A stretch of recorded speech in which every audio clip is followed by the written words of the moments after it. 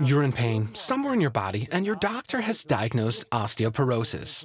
I'm Liebscher Bracht, and I'm going to explain to you how, in spite of the pain, you can often help yourself, and with a bit of luck, even make your bones stronger. As to your pain, I think I could put your mind at ease, since what has transpired over the years is that the pain that comes with osteoporosis is the same as without osteoporosis. And that means your osteoporosis is a situation that can and should be improved. Some tips on that later, but actually doesn't have a lot to do with your pain, in most cases at least.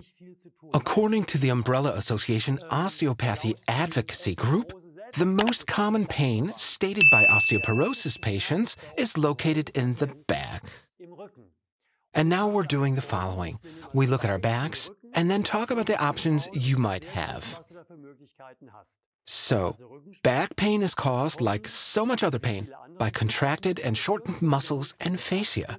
And a typical exercise to address that problem would be this one. Renee, please get down on all fours, please. Now move your groin forward, lower your pelvis, and let yourself hang in there. And in this way, you stretch your abdominal muscles, your hip flexor, and some other muscles that are responsible for your back pain. And then sit up again, stretch out your legs, bring them closer together, put them up at a 90-degree angle, your feet are touching, and your knees fall to the side. Okay. Now pull yourself forward, grab your foot, and now you're opening up the entire back extensor muscles. These two back exercises alone would already bring you some great relief. If your pain is different, there are other exercises for that too. This is the most important one. If you do these exercises on a regular basis, then normally your back pain, as with the other exercises for other forms of pain, will not reappear. The name originates from the fact that it stretches open musculofacial tightness. But we not only stretch them open, we also strengthen those muscles and fascia. Let me give you an example. If you're in this exercise and you're pulling yourself forward, but then you pull your upper body backwards while holding it in place with your arms, Yes. Put in a lot of force, but don't move up. Hold onto your feet, relax, and then pull yourself forward a bit more. That means the second phase of this exercise is strengthening everything that you've been stretching. Muscles need strength, but they need to remain flexible. You should only strengthen them in this way, not in the most commonly known way, at least when you're in pain. And then there's another element in the exercise. Please let go. Hold your arms up in front, and then under your own power, pull forward more and more. And now you're stretching your back open as well, but that is done by your muscles in the front. And now something else important enters the exercise, activating the antagonist and agonist.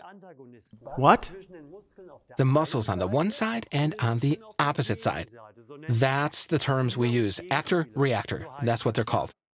And these exercises, you can relax now, help with every pain in your body to ease it or to even remove the cause for them. But most forms of pain, no matter where they occur in your body in this musculoskeletal system, come from contracted and shortened muscles and fascia, and not from anything being broken, like a slipped disc, protruding discs.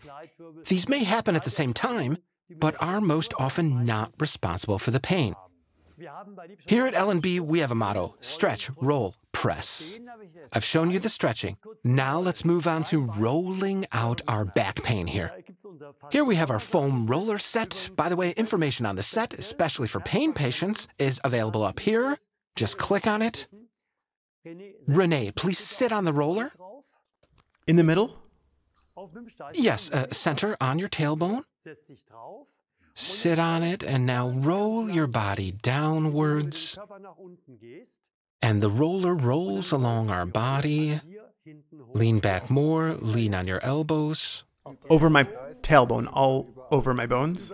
Across everything. It's soft enough, there's a groove in the middle. It's great rolling with it because this is how you switch excessively tensed muscles into a relaxation mode. And we want to get the intracellular fluid moving. so that any waste that has accumulated in the painful areas can be transported off and nutrients reach the cells, so on and so forth.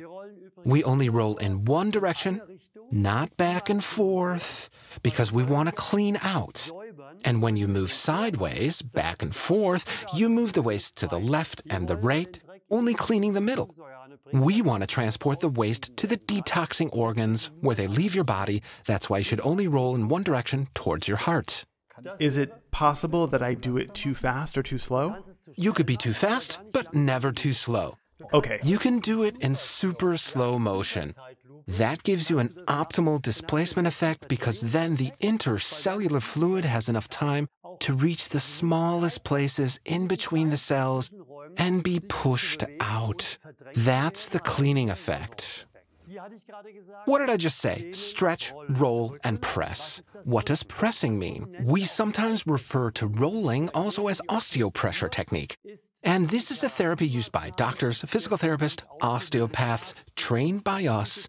And what's so special about this therapy is that we work on the receptors on the bones, not in the muscles or fascia or tendons or their transitions, but straight to the receptors.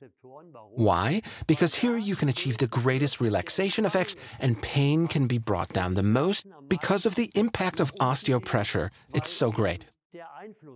This osteopressure has a variant for lay people called Osteopressure Light. And for this, we use our osteopressure toolset, but you can also use a wine cork. Info on the osteopressure toolset can be found up there. And now, with respect to back pain, here's an example for you. There's a point to the left of your crotch on the inside of your thigh. Go from your crotch outwards, not downwards, but at the same level, and then you should land about here. Now, place the tip of the tool or the wine cork on this point and try and locate the bone underneath. Slightly up. Yes, I've got the point. And there's a point. And if you press on it, the point of the right hip flexor, that's a huge muscle that runs along your body to the pelvis and your lumbar spine. And there you can achieve amazing relaxation within minutes. You can feel this point pretty well. And that's what we mean by pressing. And these three measures help you to treat your pain in your entire body, whether you have osteoporosis or not. Let's take it one step further. You've gotten rid of your pain, so what happens next? Well, you'll be moving around more because you're not in pain anymore. Moving around is great for your osteoporosis since it has a lot to do with not putting any load on your bone. Because a bone that is not under load is getting more susceptible to brittleness, is less stress resistant. But if there's a load on it, it is strengthened. If not, it will degenerate more and more. Please consider the big topic of nutrition. If you suffer from osteoporosis, now it's my wife who's the nutritional expert here. I'm just a layperson, but that's enough to give you some basic pointers. In principle, if you have osteoporosis, your diet should be alkaline. Why? The cause of osteoporosis is overacidity, and that drains the calcium from your bones, to put it simply. And that's why food, such as meat, fish, dairy products, eggs, all animal-based foods, should be reduced or skipped altogether. At least for some time, until your bone structure has improved, and by then you'll have learned to have a healthy diet that also tastes delicious. And the moment your bones are more dense again, you won't even start with your old diet because you know it'll get you back to where you started from, your osteoporosis. Do you have a tip for what we can eat instead? Fruit and vegetables, nuts, salad, or these so-called substitute products made from soybeans. These sausages, for example, or schnitzel made of lentils. There are so many products that taste almost like meat. And please remember, we also have to save our planet. Not the planet, that's wrong, but our climate. The planet doesn't care. We have to save the climate and stop factory farming. It's connected to world hunger, climate change, And all that should be reason enough to reconsider your diet. But that's up to you. I just wanted to mention it.